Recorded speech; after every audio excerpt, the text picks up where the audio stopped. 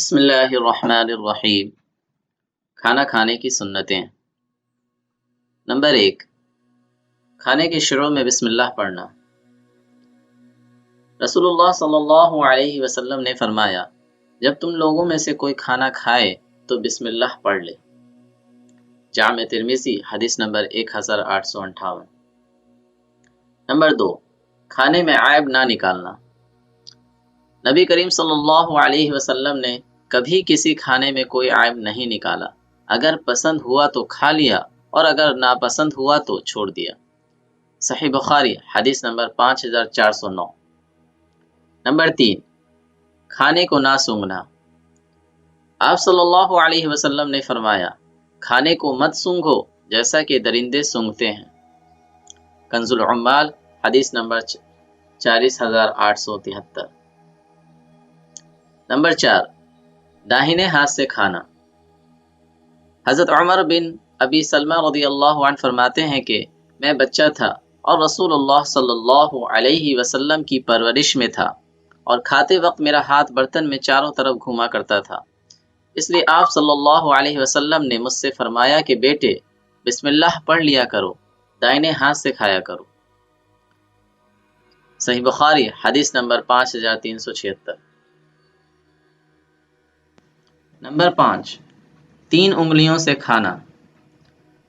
حضرت کعب بن مالک رضی اللہ عنہ سے روایت ہے کہ انہوں نے ان کو حدیث سنائی کہ رسول اللہ صلی اللہ علیہ وسلم 3 انگلیوں سے کھاتے تھے اور جب کھانے سے فارغ ہوتے تو ان کو چاٹ لیتے تھے۔ صحیح مسلم حدیث نمبر 5258۔ نمبر 6، اپنے سامنے سے کھانا۔ حضرت عمر بن ابی سلمہ رضی اللہ عنہ فرماتے ہیں کہ آپ صلی اللہ علیہ وسلم نے مجھ سے فرمایا کہ بیٹے برتن میں وہاں سے کھایا کرو جو جگہ تجھ سے نزدیک ہو، چنانچہ اس کے بعد میں ہمیشہ اسی ہدایت کے مطابق کھاتا رہا۔ صحیح بخاری حدیث نمبر 5376۔ مسئلہ، اگر مختلف اقسام کے کھانے یا پھل رکھے ہوں تو دوسری طرف سے بھی اٹھا کر کھا سکتے ہیں۔ نمبر 7، برتن کے کنارے سے کھانا۔ حضرت عبداللہ ابن عباس رضی اللہ عنہ سے روایت ہے کہ نبی کریم صلی اللہ علیہ وسلم نے فرمایا، برکت کھانے کے بیچ میں نازل ہوتی ہے، اس لیے تم لوگ اس کے کنارے سے کھاؤ، بیچ سے مت کھاؤ۔ سنن ترمذی حدیث نمبر 1805۔ نمبر 8، اگر لقمہ گر جائے تو اٹھا کر کھا لینا۔ حضرت انس رضی اللہ عنہ سے روایت ہے کہ نبی کریم صلی اللہ علیہ وسلم نے فرمایا، جب تم میں سے کسی کا نوالا گر جائے تو اس سے گرد و غبار دور کرے اور اسے کھا لے، اسے شیطان کے لیے نہ چھوڑے۔ جامع ترمذی حدیث نمبر 1803۔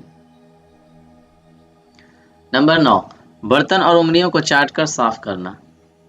حضرت انس رضی اللہ عنہ سے روایت ہے کہ نبی کریم صلی اللہ علیہ وسلم جب کھانا کھاتے تو اپنی تینوں انگلیوں کو چاٹتے تھے۔ آپ نے ہمیں پلیٹ چاٹنے کا حکم دیا اور فرمایا، تم لوگ نہیں جانتے کہ تمہارے کھانے کے کس حصے میں برکت رکھی ہوئی ہے۔ جامع ترمذی حدیث نمبر 1803۔ نمبر 10، زیادہ گرم نہ کھانا۔ آپ صلی اللہ علیہ وسلم نے فرمایا، وہ کھانا جو زیادہ گرم نہ ہو بڑی برکت والا ہوتا ہے۔ مسند احمد حدیث نمبر 26958۔ نمبر 11، کھانے پینے کی چیز میں پھونک نہ مارنا۔ آپ صلی اللہ علیہ وسلم نے فرمایا، 3 پھونکیں ناپسندیدہ ہیں، ایک سجدے کے وقت پھونک مارنا، دوسری مشروب میں پھونک مارنا، تیسری کھانے میں پھونک مارنا۔ کنز العمال حدیث نمبر 22227۔ مسئلہ، بعض لوگوں کی عادت یہ ہوتی ہے کہ جب ان کے سامنے گرم گرم کھانا لایا جاتا ہے تو وہ اس پر پھونک مار مار کر جلدی کھانے کی کوشش کرتے ہیں۔ ان کا یہ عمل خلاف ادب ہے، ذرا صبر کرنا چاہیے تاکہ کھانا زیادہ گرم نہ رہے اور سہولت سے کھایا جا سکے، کیونکہ آپ صلی اللہ علیہ وسلم نے کھانے کو ٹھنڈا کر کے کھانے کا حکم فرمایا ہے۔ نمبر 12، ٹیک لگا کر نہ کھانا۔ حضرت ابو جحیفہ رضی اللہ عنہ سے روایت ہے کہ رسول اللہ صلی اللہ علیہ وسلم نے فرمایا کہ میں ٹیک لگا کر نہیں کھاتا۔ صحیح بخاری حدیث نمبر 5358۔ نمبر 13، کھانا کھانے کے بعد یہ دعا پڑھنا۔ حضرت ابو سعید خدری رضی اللہ عنہ سے روایت ہے کہ نبی کریم صلی اللہ علیہ وسلم جب کھا پی چکتے تو کہتے الحمدللہ الذی اطعمنا وسقانا وجعلنا مسلمین۔ ترجمہ، سب تعریفیں اس اللہ کے لیے ہیں جس نے ہمیں کھلایا پلایا اور ہمیں مسلمان بنایا۔ جامع ترمذی حدیث نمبر 3457۔ ایک دوسری حدیث میں ہے، حضرت ابو ایوب انصاری رضی اللہ عنہ سے روایت ہے کہ رسول اللہ صلی اللہ علیہ وسلم جب کھاتے یا پیتے تو کہتے الحمدللہ الذی اطعمنا وسقا وسوغ وجعل له مخرجا۔ ترجمہ، ہر طرح کی تعریف اس اللہ کے لیے ہے جس نے ہمیں کھلایا پلایا، اسے خوشگوار بنایا اور اس کے نکلنے کی راہ بنائی۔ سنن ابو داود حدیث نمبر 3851۔ نمبر 14، پہلے دسترخوان اٹھانا اور پھر خود اٹھنا۔ حضرت عبداللہ بن عمر رضی اللہ عنہما کہتے ہیں کہ رسول اللہ صلی اللہ علیہ وسلم نے فرمایا، جب دسترخوان لگا دیا جائے تو کوئی شخص اس کے اٹھائے جانے سے پہلے نہ اٹھے۔ سنن ابن ماجہ حدیث نمبر 3255۔ نمبر 15، دسترخوان اٹھائے جانے کے بعد یہ دعا پڑھنا۔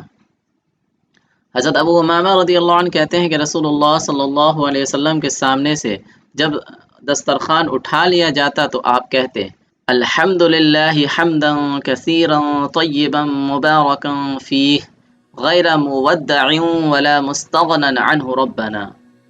ترجمہ، اللہ ہی کے لیے ہیں ساری تعریفیں، بہت زیادہ تعریفیں، پاکیزہ روزی ہے، بابرکت روزی ہے، یہ اللہ کی جانب سے ہماری آخری غذا نہ ہو، اور اے ہمارے رب ہم اس سے کبھی بے نیاز نہ ہوں۔ جامع ترمذی حدیث نمبر 3456۔ نمبر 16، کھانے کے بعد ہاتھ دھونا۔ آپ صلی اللہ علیہ وسلم نے فرمایا، کھانے کی برکت اس سے پہلے اور اس کے بعد منہ دھونے میں ہے۔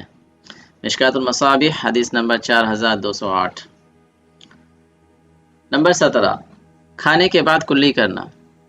حضرت سوید بن نعمان نے کہا کہ ہم رسول اللہ صلی اللہ علیہ وسلم کے ساتھ خیبر روانہ ہوئے۔ جب ہم مقام صحبہ پر پہنچے تو نبی کریم صلی اللہ علیہ وسلم نے کھانا طلب فرمایا۔ کھانے میں ستو کے سوا اور کوئی چیز نہیں لائی گئی۔ پھر ہم نے کھانا کھایا اور نبی کریم صلی اللہ علیہ وسلم کلی کر کے نماز کے لیے کھڑے ہو گئے۔ ہم نے بھی کلی کی۔